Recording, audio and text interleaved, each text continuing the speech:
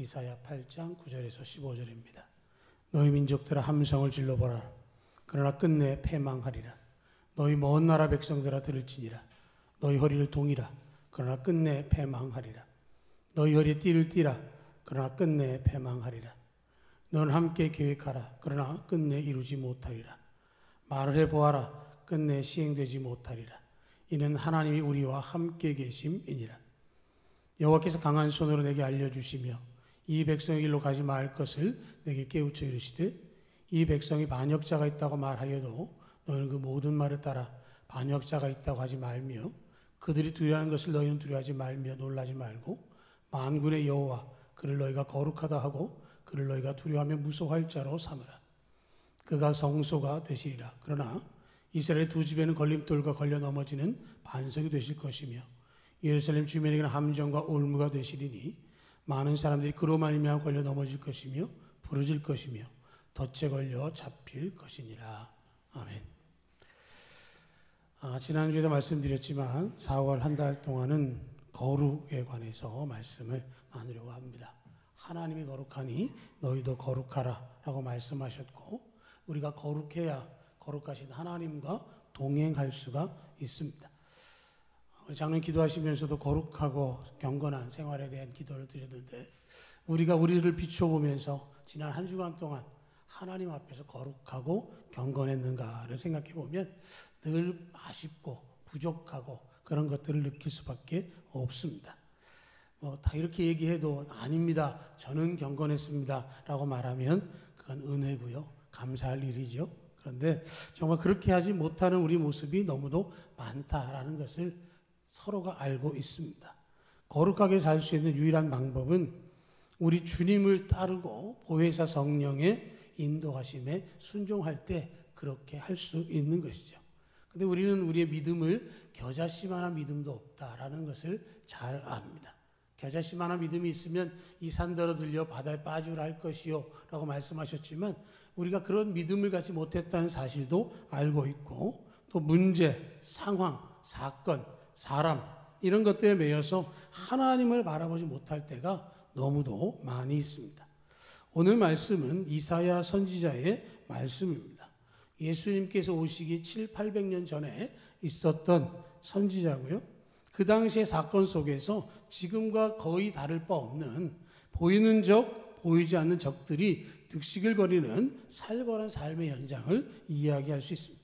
우리 부활절을 지나면 예수 다시 사셨네, 부활의 기쁨 때문에 그 감격이 우리 가운데 남겨 있습니다.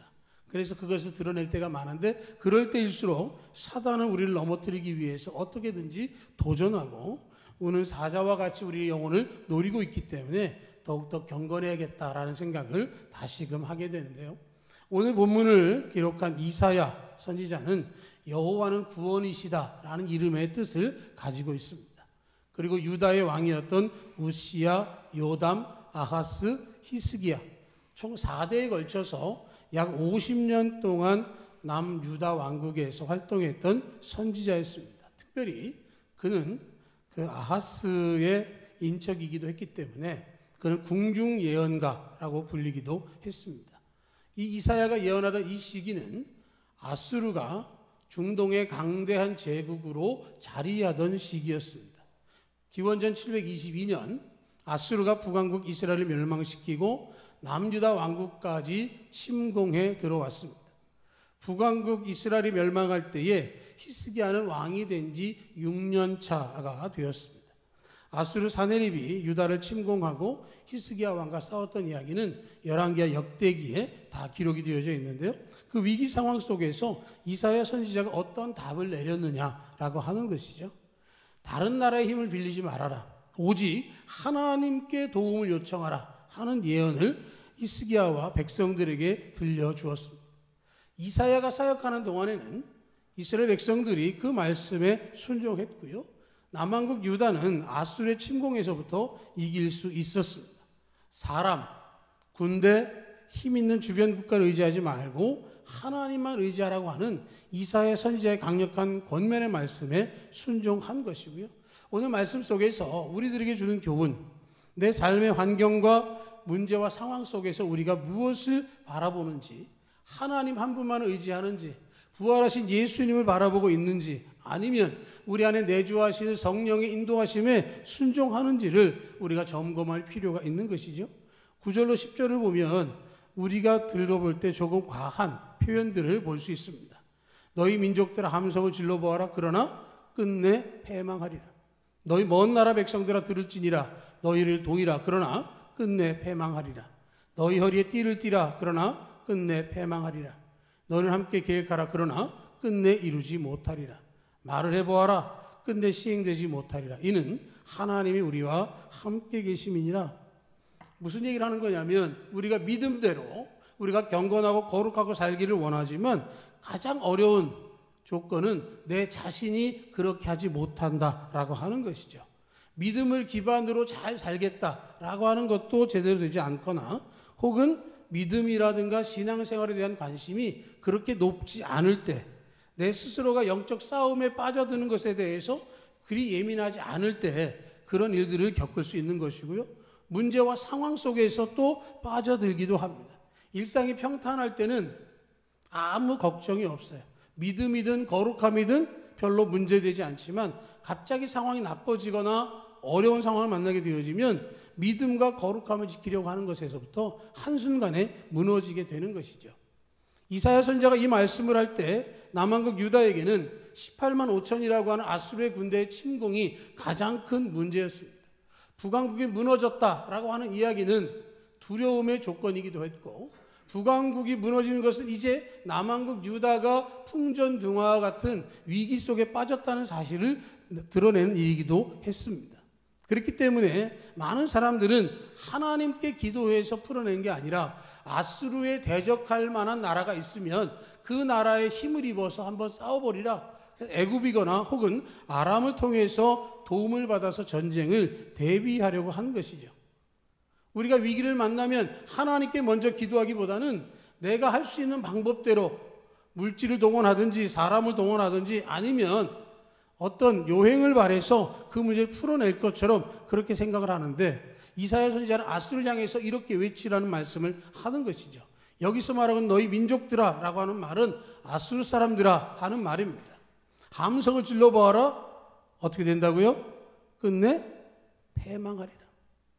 너희 먼 나라 백성들, 아수르 백성들아 들을지나 너희 허리를 동여라. 전쟁 준비하느냐? 그러나 끝내 패망할 것이다. 허리에 띠를 띠고 드디어 출전했느냐? 그런데 너희도 끝내 패망하고 말 것이다. 함께 모여서 계획해봐라. 그러나 끝내 이루지 못할 것이고, 너희가 뭘 하겠다고 말한다고 할지라도 그것이 그대로 시행되지 못할 것이다 라는 이야기를 하고 있는 것이죠.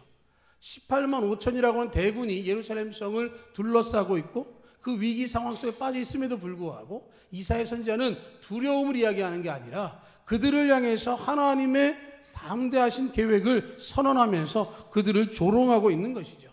이스라엘 백성들을 향해서 한번 싸워보자라고 말하는 게 아니라 그들을 침공하고 있는 아수르를 향해서 하나님의 음성을 들려주고 있습니다. 하나님께서 너희를 다 막아낼 것이고 너희가 패망하게 될 것이다 라는 말씀을 하고 있는 것이죠. 반드시 이 전쟁에서 승리한다 라는 이야기를 하고 있습니다.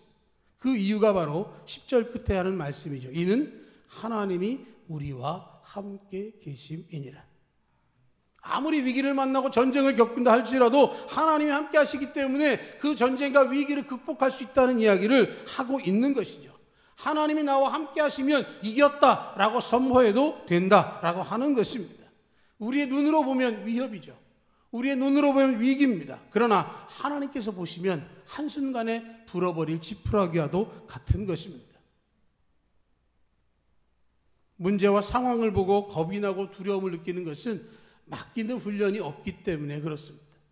맡겨서 이겨본 경험이 있으면 두려워하지 않습니다.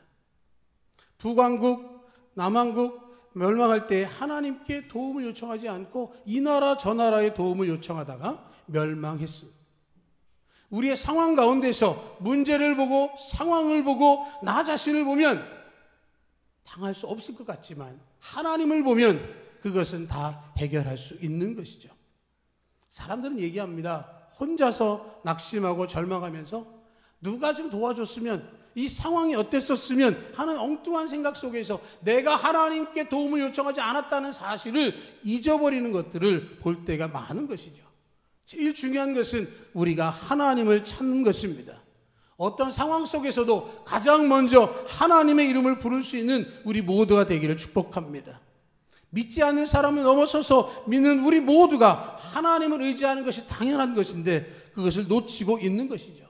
이사야 선지자가 아수를 향해서 너희는 패망할 것이고 이루지 못할 것이고 시행되지 못할 것이다 라는 말을 통해서 전쟁을 맞이하면 하나님을 부르고 하나님의 음성을 들으라는 말씀을 하고 있는 것인데 그 이야기를 놓치고 있는 것이죠. 주변 국가의 도움이 아니라 군대가 아니라 그 모든 것들은 하나님께서 한 방에 흩으신다라는 사실을 분명히 말씀하고 있는 것이고요. 우리는 열왕기의 말씀 속에서 하나님께서 그들을 하룻밤 사이에 모두 몰살시키셨다는 사실을 알고 있습니다. 하나님께서 그 역사를 이루어 주셨습니다. 거룩한 믿음의 전쟁은 하나님의 음성을 하나님을 부르며 하나님께서 싸우시는 것을 따라가며 노획하는 것으로 끝나게 되어지는 것입니다. 우리는 살아가면서 이런 모습을 분명히 알아야 하고 내 삶 속에 도전하는 죄와 불의와 거짓과 음란과 타협과 우상숭배 모든 것들로부터 우리가 이길 수 있도록 성령의 도우심을 구해야 하는 것입니다. 그러기 위해서 예수님께서 우리에게 성령을 보내주신 것이죠. 성령께서 보혜사라고 하는 명칭을 갖고 계십니다. 우리를 보호하시고 은혜를 베풀어 주시고 예수님께서 우리에게 들으시던 말씀들을 깨달아 알게 하시고 그렇게 살아가도록 인도해 주신다라고 하는 것이죠. 사탄과 마귀가 우리를 공격한다 할지라도 이미 그들은 예수님의 보혈로 패한 존재일 뿐입니다. 우리를 괴롭힐 것처럼 자신들의 모습을 드러내지만 그러나 그들의 계획은 이룰 수 없을 것입니다. 이사야 선지자의 말씀처럼 그들은 끝내 패망할 것입니다. 그들이 허리를 동이고 그들이 띠를 띠고 무기를 들고 덤벼온다 할지라도 하나님의 이름을 부르는 그 순간 그들 모두에게서 물러갈 것이고 그들은 패배를 선언할 수밖에 없을 것입니다. 우리가 정말 온전한 믿음으로 살기 위해서 우리와 함께 하시는 하나님을 선언하시기를 축복합니다. 예수님의 이름의 뜻이 무엇입니까? 임마누엘입니다. 내가 너희와 함께 하겠다라고 말씀하셨습니다. 예수님께서 부활 승천하시면서 마태복음 28장에서 제자들에게 말씀해 주셨습니다. 내가 세상 끝날까지 너희와 항상 함께 하겠다라고 말씀하셨습니다. 여러분의 편에 하나님이 서 계십니다. 사람을 바라보지 마시고 하나님을 바라보시고 하나님 의지하시고 임마누엘의 영광과 은혜 아래 보호받으며 믿음의 승리를 이루시기를 주님의 이름으로 축복합니다. 그런 믿음의 축복이 있을 때에 우리의 믿음은 거룩함을 선포하라고 이야기를 합니다. 11절로 13절입니다. 여호와께서 강한 손으로 내게 알려주시며 이 백성의 길로 가지 말 것을 내게 깨우쳐 이르시되 이 백성이 반역자가 있다고 말하여도 너희는 그 모든 말을 따라 반역자가 있다고 하지 말며 그들이 두려워하는 것을 너희는 두려워하지 말며 놀라지 말고 만군의 여호와 그를 너희가 거룩하다 하고 그를 너희가 두려워하며 무서워할 자로 삼으라 하는 말씀을 합니다. 사람들은 평탄할 때는 잘 모르죠. 그런데 위기를 만나거나 경조사를 겪게 되어지면 사람들 가운데 다툼과 분쟁이 있습니다. 그럴 때 제일 많이 하는 말이 뭐냐면 그럴 줄 몰랐다는 거예요. 그럴 줄 몰랐다. 그 사람이 내가 알고 있던 그 사람이 아닐 때가 있을 경우가 너무도 많은 것이죠. 죽고 사는 위기를 만났고요. 아수르의 침공 앞에 나라가 풍전등화가 되니까 의견들이 갈리기 시작을 하는 것이죠. 아수르 편에 가서 항복하고 조공을 바치며 화친합시다. 아닙니다. 끝까지 싸워서 목숨을 걸고 싸우면 이길 수 있을 것입니다. 아닙니다. 어떻게든지 눈치를 보고 상황을 보고 이 자리를 모면해 봅시다 하는 여러 가지 이야기들이 있다는 거죠. 12절의 말씀을 보면 백성들 가운데 반역자가 있다는 말도 있다는 거예요. 아수르 편에 있다, 아니다 하면서 의견이 갈리고 그렇게 되어지면 상대방을 죽일 듯이 공격하는 상황들이 되어지는데 그런 거 하지 말라는 말씀을 하고 있습니다. 하나님께서 말씀하셨는데 하나님께서 깨우쳐 주시는데 그러한 것 때문에 내부의 혼란을 일으키지 말고 그 혼란 일으키는 일에 참여하지도 말아라 하는 말씀을 하고 있습니다. 오직 한 가지가 할 일은 뭐냐면 13절의 일을 하라는 말씀을 하셨습니다. 우리 다 같이 읽겠습니다. 13절입니다. 만군의 여호와 그를 너희가 거룩하다 하고 그를 너희가 두려워하며 무서워할 자로 삼으라. 만군의 여호와. 여러분, 만군의 여호와가 뭡니까? 모든 전쟁의 승리자가 되시는 하나님입니다.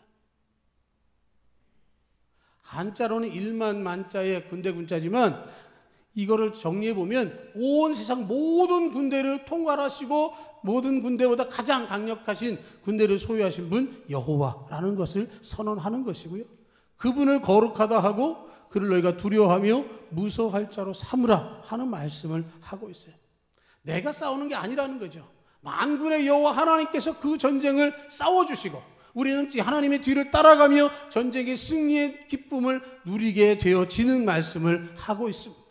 사람과의 관계이든지 영적인 문제든지 신앙적인 내면의 모든 상황이 펼쳐질 때 만군의 여호와 하나님을 부르면 하나님께서 그 일을 시작하신다라고 하는 것입니다. 내가 스스로 할 수 있다라고 한다면 아마 만군의 여호와를 부르지 않을 것입니다. 그러나 만군의 여호와를 부른다는 이야기는 내가 하나님과 함께 하겠다라고 하는 고백입니다. 그리고 말하기를 그를 너희가 거룩하다 하고 만군의 여호와 하나님이 거룩하십니다 라고 선포하라는 거예요. 전쟁을 하잖아요. 지금 아수르가 침공해 왔잖아요. 그럼 뭐를 고백해야 되냐면 만군의 여호와여 나가서 싸워주세요 라고 이야기해야 됩니다. 만군의 여호와 하나님 이 문제가 너무도 크게 다가오는데 문제 풀어주세요 라고 얘기해야 됩니다.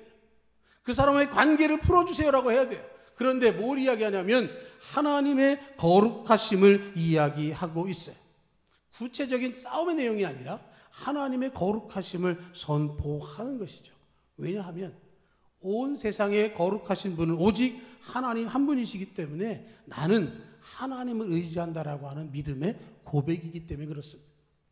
하나님의 거룩하심을 인정하고 하나님의 거룩하심 앞에 내가 하나님 살아 역사하심을 믿겠습니다라는 고백이고, 내가 거룩하신 하나님을 향하여 하나님 거룩하십니다라는 말은 나는 거룩하지 못하지만 나를 불쌍히 여기셔서 나와 함께 하시는 하나님이 우리와 함께 하시는 그것에 대한 선언이 되어지는 것이고, 그것을 통해서 거룩하신 하나님의 영역에 어떤 악과 해도 침범하지 못하도록 돌보아 주실 것을 선포하는 것입니다. 하나님, 내가 거룩하니 너희도 거룩하라. 내 영역 안에 내 품 안에 너희가 들어오면 내가 너희를 암탉이 병아리를 품듯이 지켜주겠다는 말씀을 하고 있는 것이죠. 낮의 해와 밤의 달이 너를 상치 못하고 해치 못하도록 내가 너를 지켜주겠다는 말씀이 바로 여기에 있는 것이에요. 주무시도 아니하시고 졸지도 아니하시고 우리를 품으신 하나님, 그 하나님은 거룩하신 하나님, 내 아버지시고 나는 하나님의 자녀이기 때문에 이 싸움에서 승리한다라는 선언이 되어지는 것이죠. 거룩한다라, 거룩한 하나님이라고 하는 것은 하나의 뜻을 이루어 드리겠다라고 하는 믿음의 고백을 하고 있는 것이고, 그것을 통해서 하나님을 두려워할 자로, 무서워할 자로 삼으라고 말씀을 하고 있어요. 아수르 군대가 무섭죠. 북왕국을 무너뜨렸습니다. 아마 남왕국 유다에 살면서도 북왕국에 인척들이 있는 사람들도 있었을 것이고, 북왕국이 패배하면서 피난민들이 많이 남왕국으로 내려왔을 것입니다. 피난민들이 거리거리를 차오고 있고 사람들이 예루살렘 안에서 모여있긴 하지만 위기 속에서 그들은 두려울 수 있었습니다. 그런데 하나님은 그 아수르 군대를 일거에 진멸하셨습니다. 우리가 두려워할 것은 모든 나라와 군대와 개인이 아니라 하나님이라는 사실을 이야기하고 있는 것이죠. 거룩하신 하나님은 우리가 두려워할 대상이 아니라 우리를 공격하는 악한 세력들이 두려워할 뿐이라는 사실을 분명히 알아야 하는 것이죠. 하나님은 우리에게 그런 하나님이십니다. 하나님은 거룩하십니다. 하나님만이 두렵고 무서우신 분입니다. 하나님이 나서서 싸워주시는 그 승리의 현장에 우리가 있게 하여 주옵소서. 이런 고백이 우리 속에 있기를 축복합니다. 어떠한 상황을 만나도 하나님과 함께하기만 하면 여러분은 반드시 승리할 수 있습니다. 우리의 믿음이 아무리 연약하다 할지라도 주님을 의지하면 그 믿음을 통하여 하나님께서 놀라운 역사를 이루어 주실 것입니다. 거룩하신 하나님을 선포하고 두렵고 무서워하는 분에게 의지하는 수준에 우리가 다다르게 될 때 성령 충만함으로 우리를 책임져 주실 것입니다. 언제나 주님을 부르실 수 있는 모두가 되시기를 축복합니다. 그런데 이사야 선지자는 14절 이하에서 이렇게 얘기를 합니다. 그가 성소가 되시리라. 하나님 성소가 되신다는 말씀을 해요. 그러나 이스라엘 두 집에는 걸림돌과 걸려 넘어지는 반석이 되실 것이며 예루살렘 주민에게는 함정과 올무가 되시리니 많은 사람들이 그로 말미암아 걸려 넘어질 것이며 부러질 것이며 덫에 걸려 잡힐 것이니라.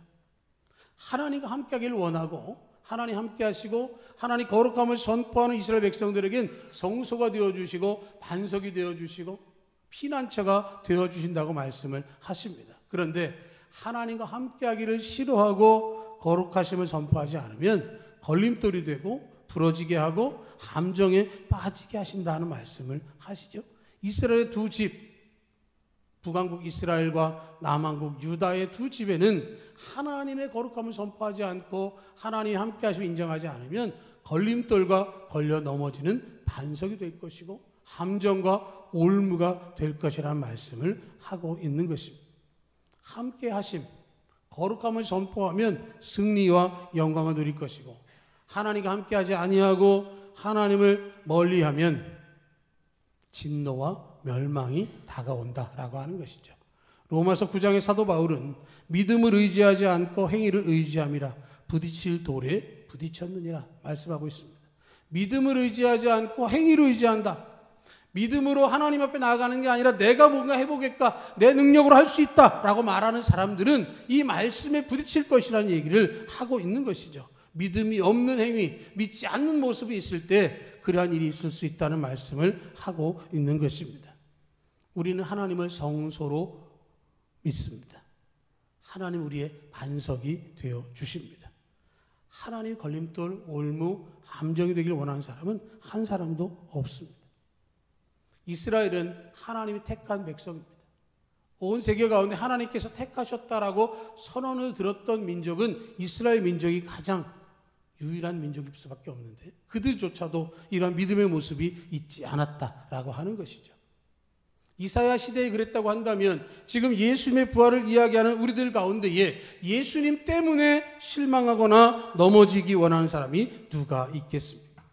많은 사람들은 온전한 믿음 가운데 주님과 함께하기를 원하면서도 그렇게 살아가지 못하는 연약함을 보일 때가 너무도 많이 있는 것이죠.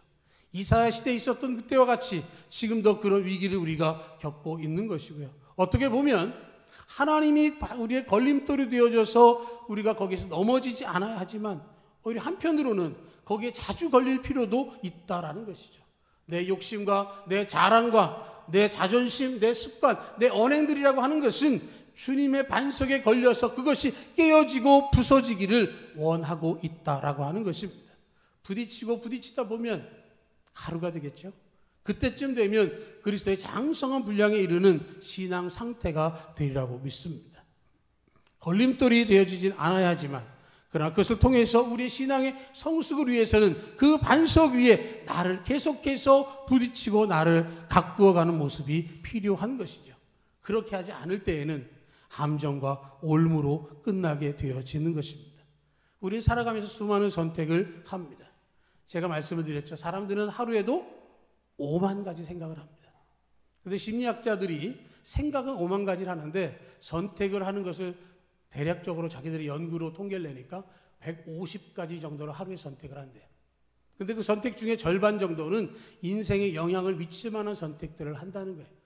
우리가 뭐 선택들 많이 하잖아요. 아침에 일어나서 밥을 먹을 것인가, 빵을 먹을 것인가, 커피를 먹으면 뜨겁게 먹을 것인가, 차갑게 먹을 것인가, 뭐 이런 것들 많이 하는데 그런 선택들 속에서 우리가 어떤 선택을 하느냐, 인생의 가장 중요한 문제, 영적인 문제, 하나님의 살아 역사하심, 하나님 나와 함께 하심, 하나님 거룩하심, 반석이 되어주신 그 하나님 앞에서 걸림돌 앞에 우리의 신앙과 인격이 성숙해지는 선택을 할 수 있다고 한다면 하나님께서 우리에게 약속하신 놀라운 경건의 은혜가 가득해지는 줄로 믿습니다. 우리가 살아가면서 수없이 만나는 여러 상황 가운데서 반드시 선포할 것은 하나님이 우리와 함께 하심을 선포하는 것이고 우리의 아버지 하나님이 거룩하시기 때문에 우리가 거룩함을 기억해야 하고 하나님 우리의 삶에서 걸림돌로서 우리를 신앙의 성숙으로 인도해 주신다는 사실을 선포할 수 있어야 될 줄로 믿습니다. 하나님의 성소 앞에 매일같이 하나님을 사랑하고 찬양하고 하나님 은혜를 누리고 주님의 은혜 가운데 믿음으로 거룩함으로 우리 주님과 동행하는 우리 모두 되기를 주의 이름으로 축복합니다.